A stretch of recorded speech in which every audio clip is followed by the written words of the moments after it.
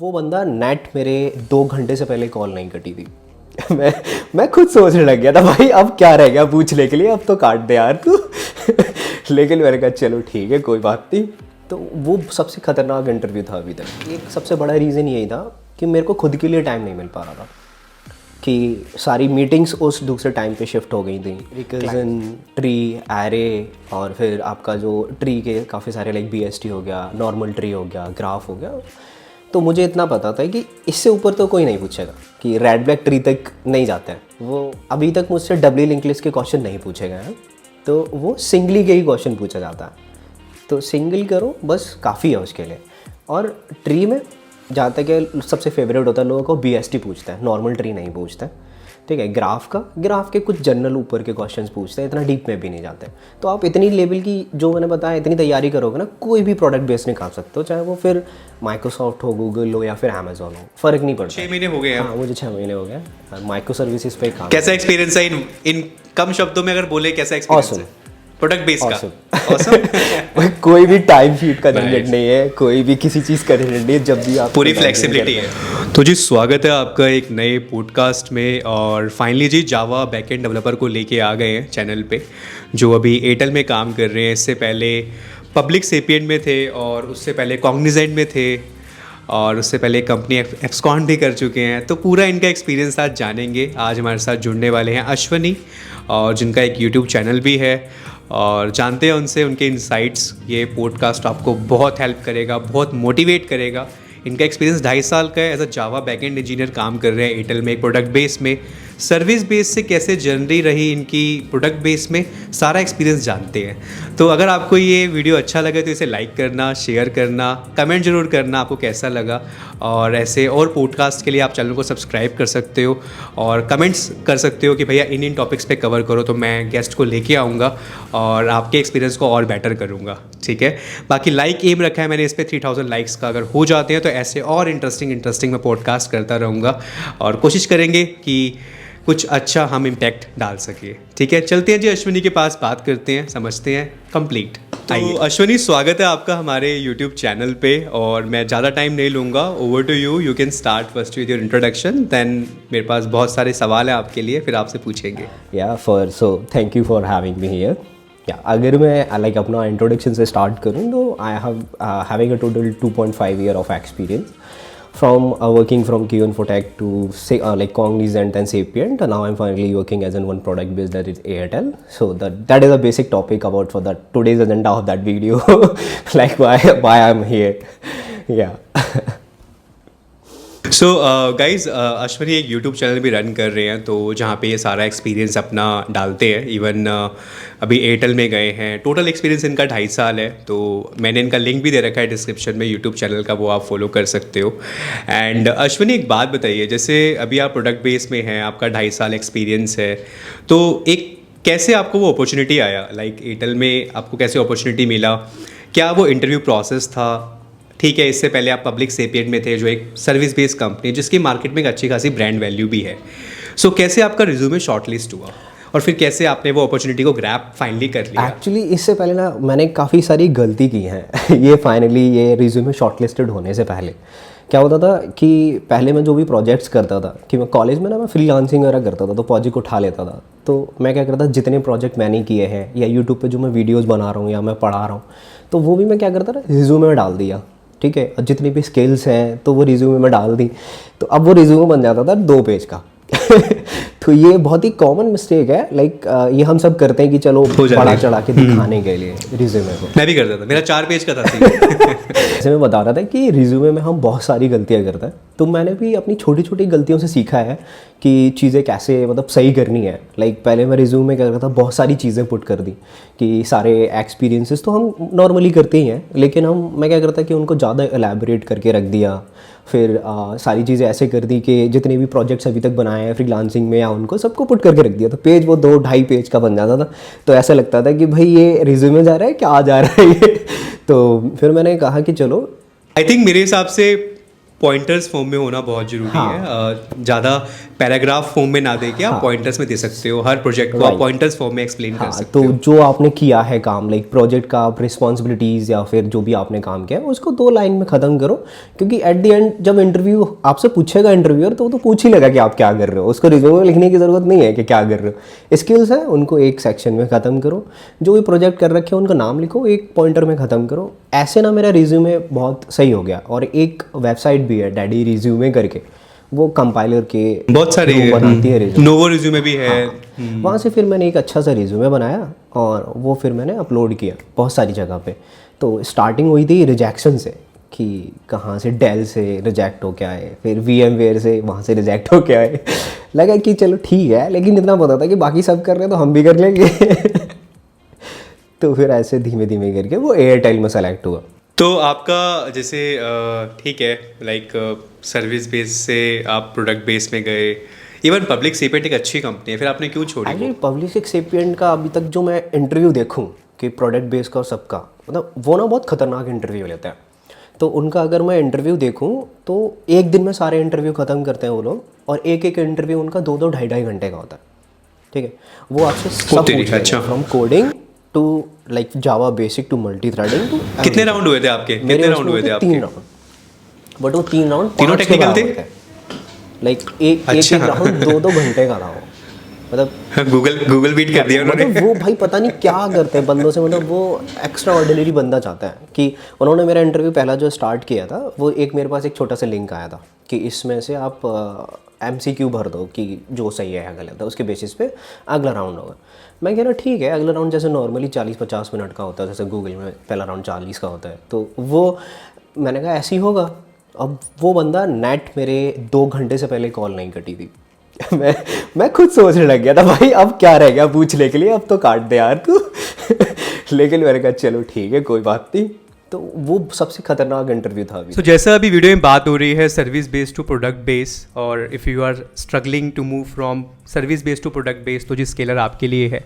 यहाँ पे जो कंटेंट है काफ़ी स्ट्रक्चर वे में है, लाइव क्लासेस मिलती हैं आपको, proper practical experience, hands on experience मिलता है विद लाइव प्रोजेक्ट, और 1-to-1 मेंटोरशिप है।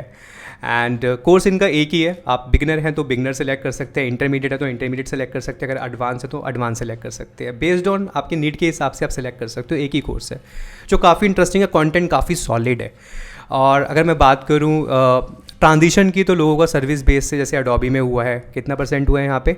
295% हुआ है। वैसे इनका जो प्लेसमेंट रेट है गाइज वो है 93.52, और जो इनका एवरेज पैकेज है वो है 21.6 LPA।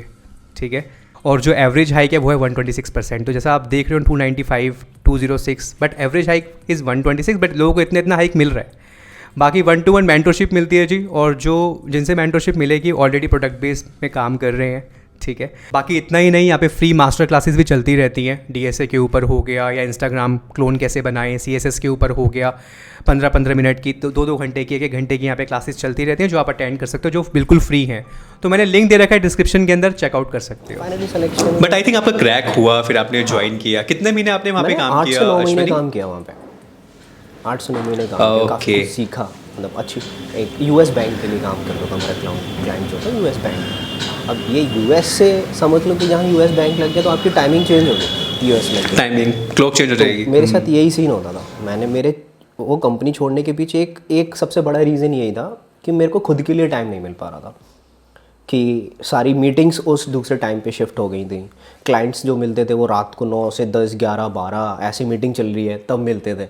तो और सुबह फिर इतना कुछ हो नहीं पाता है एडजस्ट। तो मैं वही सोच रहा था कि यार मैं कर क्या रहा हूँ यहाँ पे कि मैं 1 बजे सो रहा हूँ, फिर से मीटिंग स्टार्ट हो। हालांकि वो लोग मीटिंग 11 बजे स्टार्ट करते थे, लेकिन उसका सुबह का टाइम को आपको पता है कि कोई मायने नहीं रहते कि हम क्या कर रहे हैं क्या नहीं कर रहे हैं। रात में जल्दी फ्री होना होता है हम लोगों को, कि फिर यूट्यूब का भी काम देखना है कि यार कुछ अगर वीडियो शूट करनी है क्या है, फिर उसको एडिट भी करनी है, टाइम राइट टाइम ही नहीं करते। सो ओके, बट फाइनली आप एक अच्छी जगह हो, आई थिंक अच्छी प्रोडक्ट बेस में हो, और सर्विस बेस से प्रोडक्ट बेस का जो सफ़र है आपका, हाँ। तो कैसा एक्सपीरियंस आपका था? इंटरव्यू एक्सपीरियंस कैसा था आपका एयरटेल का? कितने राउंड्स हुए? और जैसा मुझे पता है आपसे बात हो रही है तो आपका बैकग्राउंड जावा पे है, एज अ जावा डेवलपर आप काम कर रहे हो, जावा टेक्नोलॉजीज़ पे काम कर रहे हो, स्प्रिंग बूट, हाइबरनेट, स्प्रिंग, तो ये आपका टेक्नोलॉजी स्टैक है। तो जब आप पब्लिक सेपिएंट से निकले तो आपको ठीक है एचआर ने अप्रोच किया, तो आपका कैसा इंटरव्यू एक्सपीरियंस रहा वो थोड़ा बताइए। एक्चुअली ये जो प्रोसेस स्टार्ट हुआ था वो पहले राउंड से स्टार्ट होता है। कि पहला राउंड जो कोर राउंड होता है वो टोटल डीएसए होता है, कि डीएसए में क्या करना है, कि वही रिकर्जन, ट्री, एरे, और फिर आपका जो ट्री के काफ़ी सारे लाइक बीएसटी हो गया, नॉर्मल ट्री हो गया, ग्राफ हो गया। तो मुझे इतना पता था कि इससे ऊपर तो कोई नहीं पूछेगा, कि रेड ब्लैक ट्री तक नहीं जाता है। वो बहुत कुछ चीज़ें होती है, मतलब बहुत कोई इंटरव्यूअर को डिपेंड करता है कि उसका दिमाग ख़राब है तो वो रेड ब्लैक ट्री भी पूछ लेगा, अगर इंटरव्यूअर अच्छा है। अब मेरे केस में मैं थोड़ा सा, ये मेरे को बेनिफिट भी था कि जो मेरे इंटरव्यूअर थे वो बहुत स्वीट थे, मतलब काफ़ी अच्छे थे। तो वो अननेसेसरी कोई भी इररिलेवेंट क्वेश्चन नहीं पूछ रहे थे। कि जैसे VMware का एक छोटा सा मैं सिनेरियो बताऊं, उन्होंने मुझसे पूछा था कि आपका फेवरेट, आप रिजेक्ट हुए थे VMware में? हाँ, रिजेक्ट हुए मैं थे VMware में रिजेक्ट हुआ था। तो वो मुझसे बोल रहे थे कि आपका फेवरेट डेटा स्ट्रक्चर कौन सा है। मैंने उनसे बोला कि ट्री और ग्राफ में से आप पूछ सकते हो मुझसे, कि जो भी पूछना चाहो। वो पूछते हैं ठीक है, नहीं अब मैं रेड ब्लैक ट्री पूछूंगा। मैंने कहा यार फिर आपने पूछा ही क्यों था कि आपका फेवरेट डेटा स्ट्रक्चर कौन सा है। मैं कहा चलो ठीक है यार, आपने पूछ लिया कोई नहीं। तो मैंने कहा वैसे ही बोल दो कि यार कि मैं तुम्हें रिजेक्ट कर रहा हूँ, दैट्स फाइन। तो ऐसा मेरे साथ एयरटेल में नहीं हुआ, मतलब पहला राउंड हुआ मेरा। तो उन्होंने मेरे को कुछ क्वेश्चंस बेसिक जावा में से पूछे, फिर लिंक लिस्ट में से पूछे। 1 घंटे का राउंड था।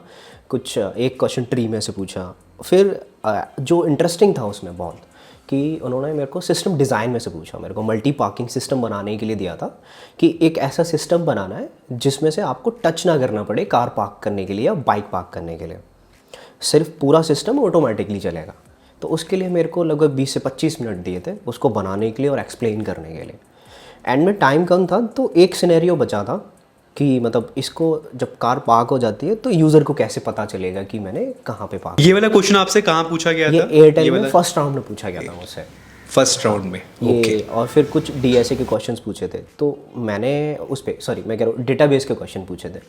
तो मैंने काम तो कर रखा है डीबी पे, लेकिन एक जो वो होता है ना कि एक डीबीए लेवल वाला काम होता है कि आपको पार्टीशनिंग करनी है और ये सब वो करना है। तो उतना सब कुछ जावा डेवलपर को पता होता है, लेकिन इतना डीप में नहीं पता था मुझे। तो वहाँ उन्होंने इतना कुछ माइंड नहीं किया, कह रहे चलो ठीक है बाकी सारी चीज़ें तुमको आती हैं। तो वो कह रहे थे चलो ठीक है बाकी सारी मुझे पता है कि ये चीज़ें आती है, तो कोई नहीं। वहाँ से मैं नेक्स्ट राउंड पे गया। नेक्स्ट राउंड मेरा फिर से वही डीएसए पे हुआ, कि वही ट्रीज़ एंड ऑल, ग्राफ, ये सब। तो वही सब बेसिक क्वेश्चन कि ग्राफ में अगर है तो कैसे साइकिल कैसे डिटेक्शन करेंगे, ये 2-3 क्वेश्चन पूछे मुझसे। तो वो 40 मिनट का था, छोटा सा राउंड था। ये मेनली 2 क्वेश्चन थे जो डीएसए पे थे, 2 इंटरव्यूअर थे। उसके बाद डायरेक्टली राउंड होता है मैनेजर के साथ। अब मैनेजर जो थे अभी जिनके साथ मैं काम कर रहा हूँ एक्चुअली, वो बहुत अच्छे, ठीक है। लेकिन अब जब पहली बार किसी से मिलते हो तो पता नहीं चल पाता। जैसे मैं आपसे पहली बार मिला तो नहीं पता चल पाता है कि क्या बिहेवियर है। तो मुझे इंटरव्यू के बाद पता ही नहीं चल रहा था कि भाई मैं सेलेक्ट हूँ या फिर मैं रिजेक्ट हूँ। हो जाता है। इवन मैं बताऊँ, मैं जब इंटरव्यूज़ वगैरह देता हूँ तो कहीं कहीं जगह तो मैं बहुत श्योर होता हूँ यार निकल गया। और बाद में आता है कि वही एक ऑटो जनरेटेड ईमेल की सॉरी हम आपके प्रोफाइल के साथ कंटिन्यू नहीं कर सकते।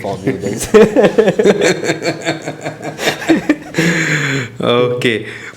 सो अश्वनी आपके टोटल कितने राउंड हुए एयरटेल में? 4 हुए। 3 राउंड, 4 हुए थे। एक जो लास्ट का राउंड होता है वो शायद वीपी के साथ होता है, तो नॉर्मल बिहेवियर सेशन टाइप का होता है। अच्छा, और कितने आपको 6 महीने हो गए हैं? हाँ मुझे 6 महीने हो गए माइक्रो सर्विसेज पे काम। कैसा एक्सपीरियंस है इन कम शब्दों में अगर बोले कैसा एक्सपीरियंस है प्रोडक्ट बेस का? Awesome. कोई भी टाइम शीट का झंझट नहीं है, कोई भी किसी चीज़ का झंझट नहीं है। जब भी आप पूरी फ्लेक्सिबिलिटी है, कभी भी करो। कोई ये नहीं पूछता है कि भाई आपकी टाइम शीट फिल नहीं हो रही है, जाके फिल कर दो। ऐसा कुछ नहीं है। पूरी आज़ादी है, मतलब आपको मतलब फ्रीडम, कुछ भी करो यहाँ। मतलब एक प्रोडक्ट बेस से सर्विस बेस में मैंने एक बहुत बड़ा डिफरेंस ये देखा है कि आपको ना एज एन डेवलपर हमारे जैसे क्या होता है, जैसे एयरटेल में आपको एक प्रोडक्ट असाइन कर दिया जाता है, ठीक है। अब एक प्रोडक्ट पे मैं काम कर रहा हूँ, मेरे साथ मेरी टीम काम कर रही है, मतलब 2-3 डेवलपर्स काम कर रहे हैं, है ना। अब आप उसके लिए रिस्पॉन्सिबल हो। अगर वो कोड फट रहा है तो आप देखोगे, कोड अच्छे से चल रहा है तो आप देखोगे, काम कम है तब भी तुम्हारा है, काम ज़्यादा है तब भी तुम्हारा है। ऐसे करके। तो ऐसा कुछ सच वो नहीं होता है कि मतलब आपको 12 बजे तक 1 बजे तक करना है। मैं ये भी नहीं कह रहा कि नहीं करना है, हो सकता है आपको पूरी रात काम करना पड़े लेकिन as compared to service based, हाँ बहुत बहुत अच्छा है। मतलब लाइक वर्क एनवायरनमेंट मेरे यहाँ पे मतलब एयरटेल में इट्स ऑसम। मतलब मैं वो नहीं कर सकता कि सर्विस से कंपैरिजन नहीं कर सकता एक्चुअली।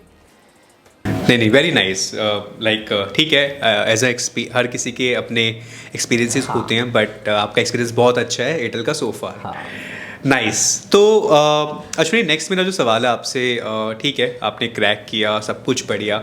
सो कौन से एज अ बैकएंड इंजीनियर जब मैं जाता हूँ एक प्रोडक्ट बेस के लिए, कौन से डीएसए के कॉन्सेप्ट बहुत ज़रूरी हैं जो मुझे आने ही चाहिए? फिर चाहे सवाल पूछा जाए ना पूछा जाए, बट इतना तो मैं तैयारी कर लूँ।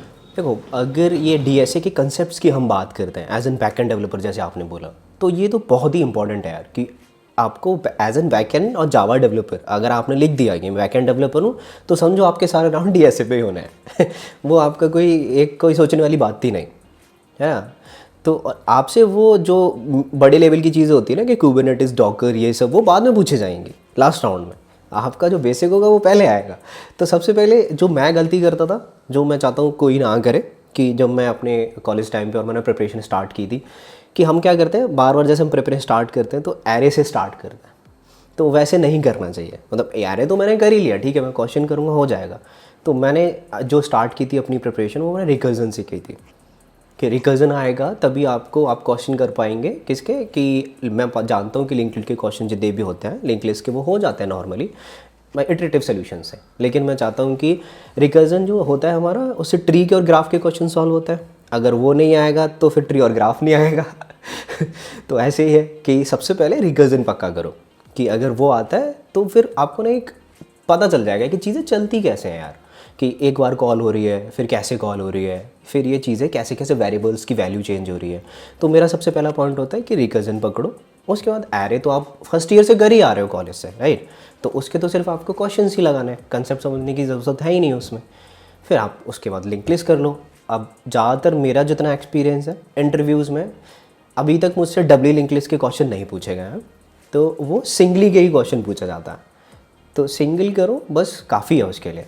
और ट्री में जहाँ तक है सबसे फेवरेट होता है लोगों को बीएसटी पूछता है, नॉर्मल ट्री नहीं पूछता है, ठीक है। ग्राफ के कुछ जनरल ऊपर के क्वेश्चंस पूछते हैं, इतना डीप में भी नहीं जाते। तो आप इतनी लेवल की जो मैंने बताया इतनी तैयारी करोगे ना, कोई भी प्रोडक्ट बेस निकाल सकते हो, चाहे वो फिर माइक्रोसॉफ्ट हो, गूगल हो या फिर अमेजोन हो, फ़र्क नहीं पड़ता है। मतलब यही सब पूछते हैं सारे लोग। Right right. राउंड्स वगैरह ऊपर नीचे हो सकते हैं, कई जगह 2 राउंड हो रहे हैं, कई जगह 5 हो रहे हैं, तो ये है।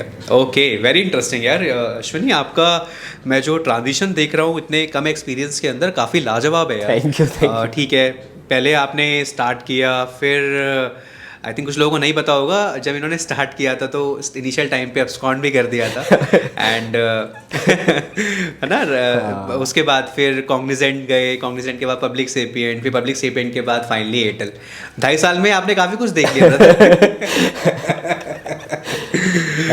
ओके, बट ठीक है, जर्नी डेस्टिनी जहाँ लिखी है तो फिर रास्ते वैसे ही बनते जाते हैं एंड हाँ। सो ओके, तो अश्विनी ठीक है, आपका इंटरव्यू एक्सपीरियंस मैंने जाना। आई थिंक ऑडियंस काफ़ी इन्जॉय कर रही होगी इस पॉडकास्ट को। अगर आप यहाँ तक आ गए हो और लाइक नहीं किया है तो क्या कर रहे हो, इसको लाइक ज़रूर करना, शेयर करना और कमेंट भी करना, ठीक है।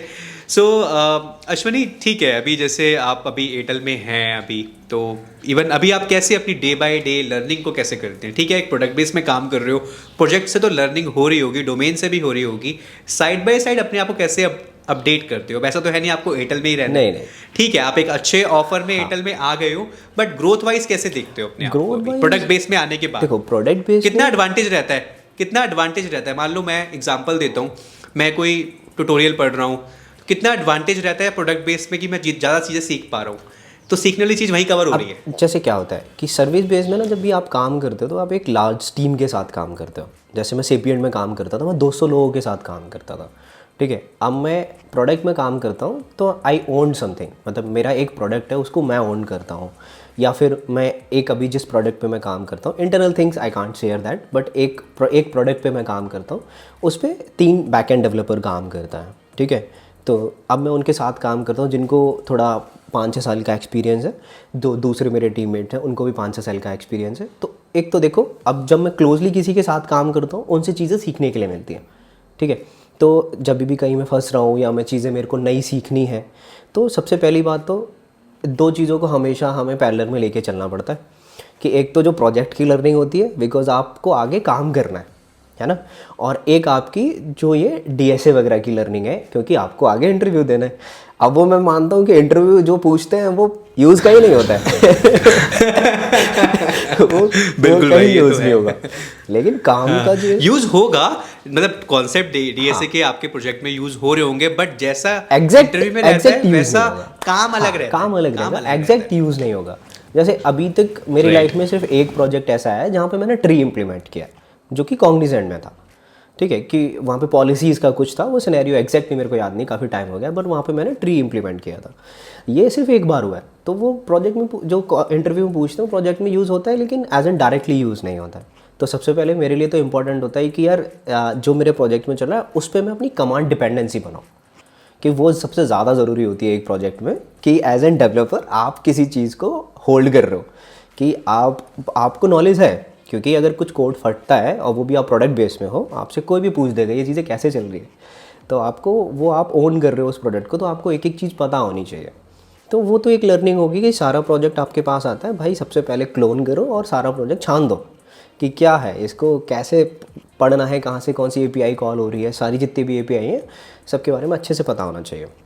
ये तो आपकी लर्निंग डे बाई डेज होती रहेगी, मतलब ये तो प्रोजेक्ट से लर्निंग हो रही है। अब बात आती है कि आपके एक्सपीरियंस पाए, जैसे अब मेरे को 2.5 साल का एक्सपीरियंस है, अब मैं जब भी कोई इंटरव्यू दूंगा तो ऑब्वियसली मुझसे अब सिस्टम डिज़ाइंस एंड वो कुबरनेटिस एंड डॉकर्स के क्लस्टर्स को कैसे हैंडल करते हैं ये सब पूछा जाएगा। तो जैसे ये मुझे पता है कि मुझसे क्या पूछा जाएगा, ये आपको पता होना चाहिए कि आपसे क्या पूछा जाएगा। तो उसी वे में आप अपनी प्रिपरेशन स्टार्ट करो, क्योंकि आप डेवलपमेंट तो सीख ही रहे हो अपने प्रोजेक्ट से। और फिर साइड बाय साइड, जैसे अभी जब भी मैंने कुछ दिन पहले हमारे यहाँ सेशन था, तो मैं देखता हूँ कि काफका बहुत डिमांड में है। अब एज ए मेरे को थोड़ा सा इंटरेस्ट होता है नई नई चीज़ें सीखने में तो मैं क्या करता हूँ कि मैं सीख लेता हूँ चीज़ें, कि ठीक है मैं डायरेक्ट गया और उनकी वेबसाइट पे उनका डॉक खोला और उनको इम्प्लीमेंट करने लग गया। डॉकर मैंने खुद से सीखा, कुबरनेटिस मैंने खुद से सीखा, अब काफका मैंने खुद से सीखा। तो ये सारी चीज़ें, सिस्टम डिज़ाइन अभी मैं खुद से सीख रहा हूँ, मतलब आती हैं लेकिन रिवाइज़ कर रहा हूँ चीज़ों को। तो ये नहीं, अच्छी बात है, तो बहुत ये जरूरी लर्निंग है। बहुत इंपॉर्टेंट है, पैरेलल में लेके चलनी पड़ती है। लर्निंग रहेगी तो आपकी ग्रोथ अपने आप होती रहेगी, ये और है। आईटी में तो आपको पता ही है कि बिना लर्निंग के कुछ होता ही नहीं है।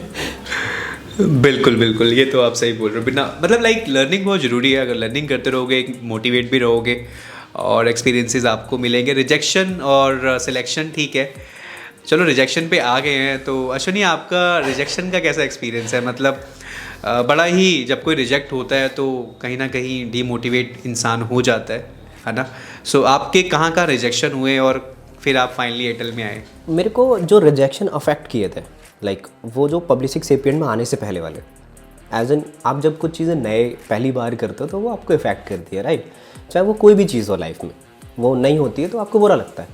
तो मुझे जो 2-3 रिजेक्शन थे वो मुझे थोड़ा सा बुरा लगा था कि यार मैं क्यों नहीं सेलेक्ट हुआ। मेरे को पता है अच्छा गया था, उसके बाद पता चला है कि यार ये तो एक पार्ट होता है इससे तो आप सीख रहे हो। तो ये ज़रूरी है, एक अच्छी जगह जाने के लिए बहुत, एक बेकार जगह जाना भी बहुत ज़रूरी है और कहीं से रिजेक्ट होना भी बहुत ज़रूरी है।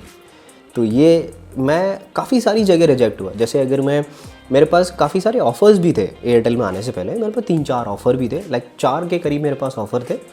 और जैसे एक कंपनी है सुनेजा, तो उनसे मेरे लगभग वहाँ मेरे 4 राउंड हुए थे टोटल।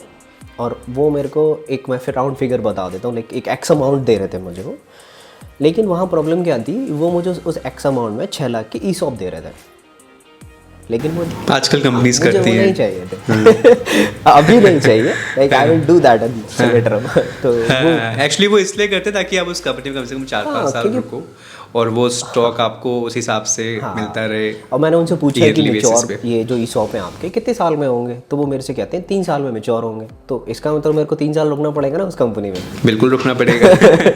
तो ये तो बॉन्ड काइंड ऑफ थिंग हो गया कि यार 3 साल का बॉन्ड साइन कर दिया। तो रिजेक्शन आपके कहाँ का हुए थे वैसे? मैं थोड़ा ऑडियंस की, जो हमारे व्यूअर्स हैं उनकी मोटिवेशन के लिए मैं थोड़ा सा ये चीज़ थोड़ा एम्फेसाइज कर रहा हूँ। कहाँ मैं डेल में रिजेक्ट हुआ, मैं VMware में ठीक है। रिजेक्ट हुआ, एक्वालाइट कंपनी भी थी, तो वहाँ सुना है भी- मैंने। अब उनका क्या था कि मेरे सारे राउंड क्लियर हो चुके हैं, लेकिन वो मुझे फ्लिपकार्ट के लिए हायर कर रहे थे।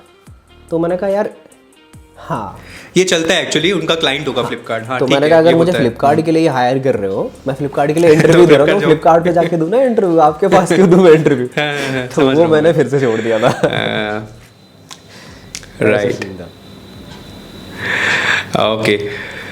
सो अश्वनी, काफ़ी अच्छा लगा आपसे बात करके यार, आपके इंसाइट्स जान के, स्पेशली अभी आप प्रोडक्ट बेस में काम कर रहे हैं। थ्रू आउट योर जो भी आपकी जर्नी रही इस पूरे लाइक इवन आपने डीएसए वाली चीज़ों पे भी हाईलाइट किया। सो जाते जाते कुछ एडवाइस हमारे व्यूअर्स के लिए, जो भी स्टूडेंट्स देख रहे हैं आपको, कॉलेज स्टूडेंट्स देख रहे हैं, उनको आप क्या कहना चाहेंगे एक माइंडसेट को कॉलेज स्टूडेंट्स, मेरा भाई भी है, ठीक है, वो भी बीटेक फर्स्ट ईयर में है। तो उनके लिए मेरी सेम एक ही एडवाइस है कि देखो, पहला ईयर तो इतना स्ट्रेस लेने की कोई ज़रूरत नहीं है, ठीक है। और जो अभी फाइनल ईयर में भी है, इतना कुछ लोड लेने की ज़रूरत नहीं है, चीज़ें ना अपने आप हो जाती हैं। बट मैं ये भी नहीं कह रहा कि आप कुछ नहीं करोगे तो ऑटोमेटिकली हो जाएंगी। आपको चीज़ों के लिए एफर्ट डालना पड़ता है, कि अगर आप एफर्ट डाल रहे हो तो आज नहीं तो कल चीज़ें होंगी, नो डाउट होंगी। बस ये है कि आप ये देखो आपकी मेहनत राइट डायरेक्शन में हो रही है या नहीं, कि आप किस डायरेक्शन में मेहनत कर रहे हो उस चीज़ के लिए। तो वही है, सबसे पहले अपना डीएसए बहुत स्ट्रॉन्ग कर लो, उसके अलावा आपको कोई रोकने वाला है ही नहीं। प्रोजेक्ट बना लो, बस आपका यहाँ से प्लेसमेंट हो जाना है। और ये मैं अपने भाई से भी बोलता हूँ कि बस फाइनल ईयर में आके आपको एक अच्छा सा प्रोजेक्ट बनाना है और डीएसए बहुत शानदार करना है। और आपके पास तो 4 साल होती हैं यार, मतलब 4 साल में बहुत सारी चीज़ें बदल जाती हैं। मैं तो एक टियर 3 कॉलेज से था, मुझे तो ये सब पता भी नहीं था। नहीं होता है। जब मैं भी जैसे टियर 3 से हूँ, इतना अवेयरनेस जैसे उस टाइम यूट्यूब पे भी इतनी नहीं थी, जब मैं 17 की बात करूँ, 2017 की, 16 की। बट ठीक है, टाइम आपको सब कुछ सिखा देता है, ज़रूरतें आपको सब सिखा देती हैं। बाकी प्रोजेक्ट्स पे गाइस इन्होंने बात करी है, तो वैसे एक वीडियो आने वाला है हमारा प्रोजेक्ट्स के ऊपर, किन किन प्रोजेक्ट्स को आप फाइनल ईयर में कंसीडर कर सकते हो, जो बहुत जल्दी आपको चैनल पे मिलेगा। So Ashwini, thank you so much again यार, आपको दोबारा इनवाइट ज़रूर करेंगे। एंड गाइज़, अगर आपको ये पॉडकास्ट अच्छा लगा हो अश्विनी के साथ, और इवन मैंने इनका चैनल लिंक भी दे रखा है, आप उनको जाके सब्सक्राइब कर सकते हो और ज़्यादा इंसाइट्स आप इनसे ले सकते हो। इनका एक्सपीरियंस वहाँ पे है, सारी चीज़ें इन्होंने डाल रखी हैं, इवन डेटा स्ट्रक्चर पे भी ये वीडियोस बना रहे हैं। आने वाले टाइम पे आपको वीडियोस मिलेंगी इनके चैनल पे।